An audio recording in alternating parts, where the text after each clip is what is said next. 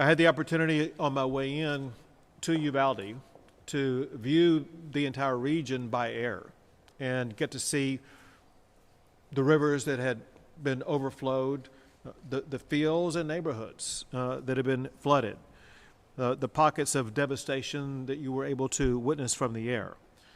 But I'll be honest with you, driving around in Uvalde, the damage looks far worse on the ground than it does in the air. The fact of the matter is Uvalde was hit very, very hard. But the community and the people of this community are strong and resilient. As one official in the room behind me put it in the briefing, he said that we are rougher than Mother Nature. The fact is that rivers continue to pose challenges to this area. This area of Uvalde shares about 4 rivers. You've got the Nueces River, the Sabinal River, the Frio River, Leona River.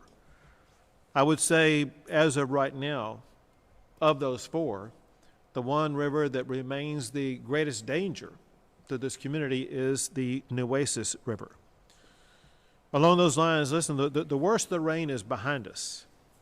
But, and very importantly, even though the worst of the rain is going to be behind us, for a while, as in for days, the rivers are going to continue to rise. Even if rain is not falling, because of the flow of water downstream, residents and leaders need to understand the rivers will still rise and still pose life-threatening danger to anybody near those rivers. I want to thank all of the local leaders, first responders, volunteers, and federal Texans for their swift and effective response.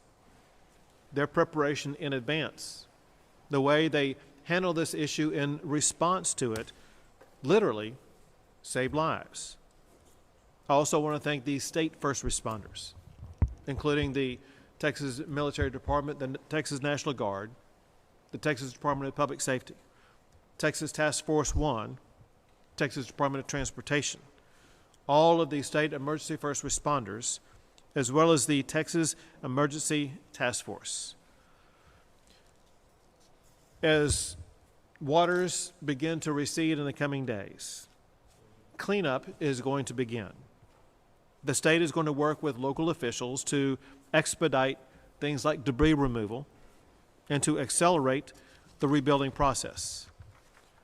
The Texas Department of Transportation has already been heavily involved in making sure that especially the city and county of Uvalde, which almost became an island because of what happened with the rivers around it. TxDOT has been working around the clock to clear roads, to maintain roads, to rebuild roads, repair roads as rapidly as possible so that people would be able to access where they need to go, as well as ensure that supplies are going to be able to come into the Uvalde area. To support these efforts to the fullest, I am right now going to be issuing a major disaster declaration. I'm going to hold it up for you. I will tell you, it's about 20 pages long.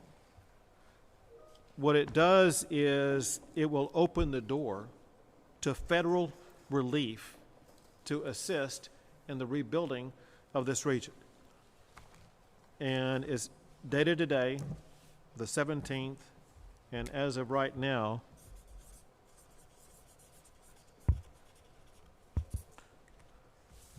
it is signed, and as soon as I leave, will be on its way to President Trump. This major disaster declaration includes 28 counties. It's the counties that have been hardest hit by these devastating floodwaters. More counties can and will be added as needed. In addition to Uvalde, the other areas that remain under greatest threat are Zavala, Dimmitt, Riel counties, as well as Sutton and Crockett counties. And as I mentioned earlier, the river that remains the greatest ongoing threat is the Nueces River.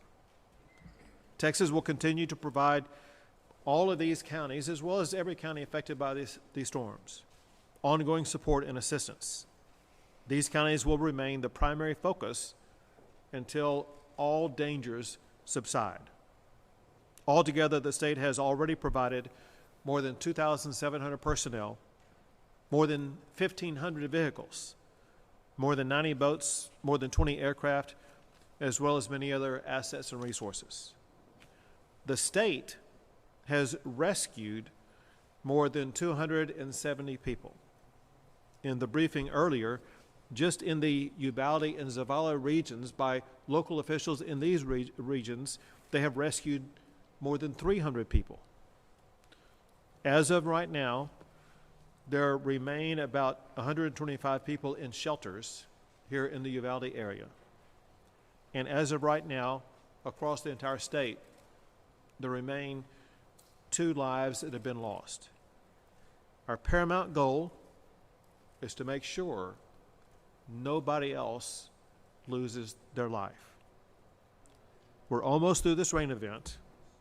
We want local officials and residents to remain vigilant and aware by individuals and officials maintaining that awareness about the dangers of water, whether because of rising rivers or because of water on a roadway that they may think they can drive through until it's too late after they get stuck and swept away.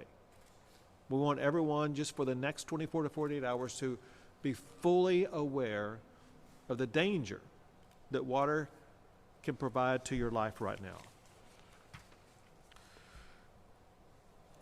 Texans, missing the placard here.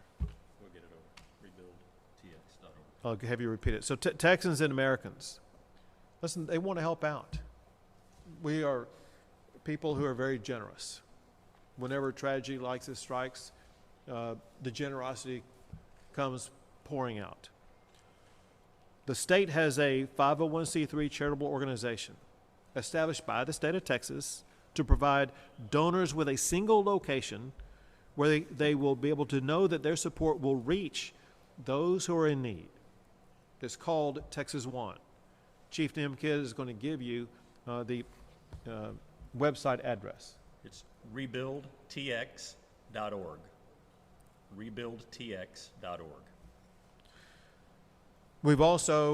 We, as in all of us, have also received support from our fellow states. I want to thank the states and governors of Oklahoma, Louisiana, Arkansas, Tennessee, Nebraska, Alabama, Missouri, Colorado, Arizona, and Florida for stepping up and helping out their fellow Americans here in the state of Texas. We and the state have maintained constant contact with local officials in all of the affected regions. At this moment in time, there are no unmet needs. That said, we are still doing rescue operations in some counties as we speak right now. And once again, although the rain may subside, rivers will continue to rise. So take matters into your own hands to be as safe as possible. Now I'm going to pass it to your local state representative, Don McLaughlin. Governor, thank you, and thank you for coming here. One of the first things I'd like to say is we have an amazing organization in Tatum. Right.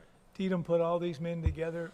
All these men behind me have been since Tuesday, 24 hours a day at that center, and I had the privilege of seeing them in action numerous times, and it's amazing what Tatum is able to do, and all these men from whether it be DPS, Texas Parks and Wildlife, Border Patrol, sheriffs, police department, they all work together in unison, and I hate to use this frame, but it could have been a lot worse this time. I mean, but the way they are organizing it, and we realize in the district right now we have a lot of people hurting, a lot of people lost their homes and so forth. And the governor has told the city and county officials that they will be here till we're done, and we will. And for that, Governor, I thank you. Sure. Thank you. Yes. Go ahead, Thank you, Commissioner. thank you, Governor. Appreciate you coming out here. Thank you. We appreciate your support. Thank you. Mr. Representative. You've been great. Been down at the EOC together, and all I can do is echo the same remarks. The local and the state has been local agencies, state, TDM, federal agency, Border Patrol have been fantastic, and it's been a very efficient working relationship, and everything's working very well. We've gone through a terrible rain event, and it wasn't just a 24-hour rain event. This rain event lasted 3 or 4 days, and we just continued, and everybody stayed down there. I'd like to add, we talked in the briefing about local Uvalde area flood donations, and we have some set up. So those wanting to assist can make deposits at any First State Bank of Uvalde location with checks payable to the Community Foundation of the Texas Hill Country, or you can go online to the Texas Bankers Association website, and they have the Texas Bankers website has a foundation, has a flood relief fund. Those funds will be designated for Uvalde County and the surrounding area. And so it's been a rough couple of days, but I said we're going to get through it. And so thank y'all. Thank you for your support, your continued support. You got it. And now the Chief of the Texas Division of Emergency Management, NIMKID. Thank you, Governor. Thank you all for being here with us to get this message out. Life safety remains our #1 priority, and we really need your help in getting these messages out. Property protection and conservation is our second priority. As the rains in this area may have slowed down, the danger has not left us. Rains that fell further north or upriver that worked its way through here are continuing to push their way downstream. I want to talk about roads and barricades for a second. While it may look like a road is passable, if there is a barricade there, please do not move that barricade because the road may not be there around the corner. So please do not move any barricades. First responders and TxDOT and local officials have set those up, and they will remove them. Still a very dynamic situation where we had days of 10 or 15 inches of rain. Another day of 1 to 2 inches of rain could produce equally catastrophic impacts. So we are not out of this fight yet. We are continuing at the state level to move assets and resources around the state to be with our local partners in their time of need, and adding additional assets and resources still coming into the state to support our ongoing response efforts. We will be conducting response and recovery at the same time, sometimes in the same place in the state. And that brings us to cleanup. As we get ready to do our cleanup operations, our volunteer organizations are ready to support all of our citizens that are out there. We will work with the communities to have a volunteer reception location, and you've heard about the donations receptions. The volunteers that are coming in to clean and help are going to be a huge impact to get us through the road, down the road. If you have flood insurance, the first thing that you need to do is contact your insurance company. And then we will work with our local officials to announce their volunteer and donations places. Finally, I can't go on without thanking all of the local responders that are out there, men and women from this community, your neighbors that have risked their property as well to go out and save you and yours. If you get a chance to thank a local first responder, please do so. Thank you. And I'll open up for questions. However, let me say this first. I believe one reason why some lives have been saved is because the media got so much information out to the public in advance about the magnitude of the rain that was going to come, the magnitude of the flooding that was going to come. And people recognized they need to take this serious and get away from where floodwaters would be. So first, thank you for that. But also, as I pointed out, we're not done with this yet. The more you can continue to share information with the public about the ongoing dangers that exist, the more and better chance we have to ensure nobody else is going to lose their life. We'll take a few questions. Governor, to that point, we've been out in neighborhoods talking with some people who have lost almost everything that they own, and they just don't know where to turn, and they don't know the first step. And frankly, what they need is money. Some of them don't have insurance and little money.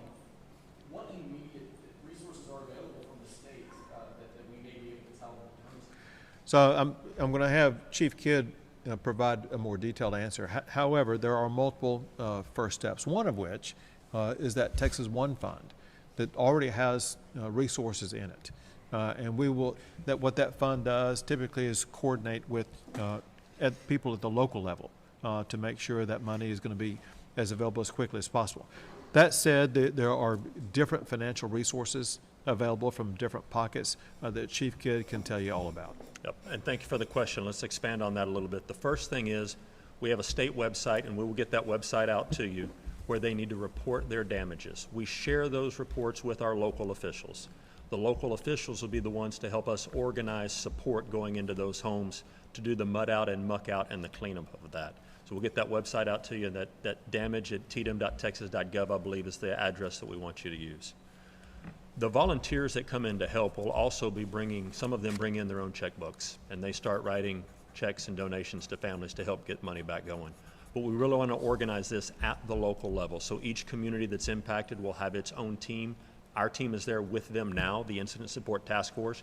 You see some of them wearing the uniforms around here, and they are ready as soon as it's safe to do so, which it is becoming that way right now, to get out into the community and work directly with the citizens to help them on the road to recovery. So, listen, one thing that I have observed through multiple events, whether it be the floods of last year, Hurricane Harvey, or other events, there are many organizations, many of them are faith-based organizations, and they show up sometimes within hours, definitely within days, to very quickly come in and do the muck out process, which is one of the very first steps. When the muck out process takes place, that leads to a lot of debris being put on the ground in front of the house or whatever. And the state and local officials will be involved in that debris removal, which we know will be a top priority. But bottom line, you will see a lot of organizations coming in ready to immediately begin that muck out process. Go ahead. Is there a timeline yet on when FM 418, which connects Uvalde to Eagle Pass, will be reopened? Yeah. So we have someone from TxDOT here. Let me have them answer that question. Yeah, so FM 481 right now, we're currently assessing the bridge damage that was caused by the Nueces River. So we're in the process of evaluating. As the waters recede, we'll continue to do that evaluation so we can see what we can do to speed up the process of getting that back operational. So at this time, we don't have a specific timetable, but we are actively looking at what we need to do to get that operational. And then one other question, because there's a dam up here that we keep hearing about, the Willingham Dam. Do we know if it failed or what the status of that is? Yeah. It didn't fail. It didn't. Did I can not fail. speak to that. So that was a flood control dam, and it was flown and looked at, and it did not fail. I've been in contact with the landowner, the ranch owner, that where the dam is located, and he's also confirmed. But we put eyes on that dam, and it did not fail. What did happen is it worked just as designed, and the spillway, the water came over the spillway in a way that it had never done. And so while it made it look like from the air that the dam breached, it did not. It was going around the spillway in a measured amount, but we just had tremendous rain. And so the dam is good, and it's still holding back lots of water. You just mentioned that the 4 rivers around Uvalde are still at red, and 1 or 2 inches of rain could provoke another emergency like this. Is there any plan to prevent another situation like this? Because it's probably going to happen. All right, so for one, you can't prevent rain, but what you can do is to be prepared and responsive to it, as well as to prepare communities to reduce flooding. If you look at some of the measures that were taken after the flooding last year, especially in the Kerr County area, there were some homes and some other property that was removed from the floodplain. And so, for one, making sure that communities honor the floodplain and try to not have housing in the way. Second, I'll tell you this. One thing I heard today, but also I heard in other briefings that I've been involved in, as well as I've heard from people in communities ranging from Kerr County to other counties affected, and that is because of everything that was learned and experienced in the flood last year, everybody in Texas has been far more prepared to deal with what has happened this year. There again is one reason why lives have been saved. Property, to the extent that it's been movable, has been saved. Real property, which would be like houses, apartments, commercial businesses, things like that, you can't move them, but sometimes they can relocate and things like that, and that process began in the aftermath of the flood last year. But again, lessons learned from last year were applied to make sure the response this year was far superior to what we were able to achieve last year. And again, we were talking before coming out here, local officials and state officials. We've learned more in the past 48 to 72 hours than we knew last year. And we continue to process this to make sure that the state is more responsive and more prepared every single year. Governor Abbott, how quickly could Texas see that federal support from the White House? I made a similar declaration in the flooding that took place last year, and the response took about 1 or 2 days. And so it was very rapid. My hope is it will be equally swift this time. Do you have a breakdown of how many home rescues there were versus vehicle rescues? I don't have that. Yeah. I think what we have seen from the state asset perspective, most of the rescues that were done were for motorists or stranded motorists, but really we can ask the locals about what their local perspective was on rescue versus evacuation. And and that said, to be clear, I've heard reports from here as well as elsewhere in the state about operations conducted, whether it be by the National Guard, by the Department of Public Safety, game wardens, or others, of hoist rescues into helicopters and other airlift out of trees or other places like that. So heroic missions have been conducted to save lives across the state. Governor, could you talk a little bit about what state efforts are underway to retrieve the buoys that dislodged down in the Rio Grande, and if there's, I guess, an updated estimate on how many are currently moving? Sure. We need to subdivide this into 2 categories. There are state buoys, and then there are federal buoys. The state buoys remain intact where they were located initially and have not moved. They're being reinforced as we speak to make sure they're not moved. The federal buoys, I'm going to tell you what I know, and I'm telling you in advance that I don't have all the information, so I could be wrong about what I'm about to tell you. But it's my understanding that the federal buoys that moved because of the flooding event were actually not in the river, but the waters pulled them into the river, and they went downstream. Bottom line, however, for the federal buoys, the federal officials are the ones involved in removing those buoys. And my understanding is they're working rapidly to make sure they get them removed and put into a safe place so they are not interfering with the waterways at all. Thank you, everyone. Thank you all.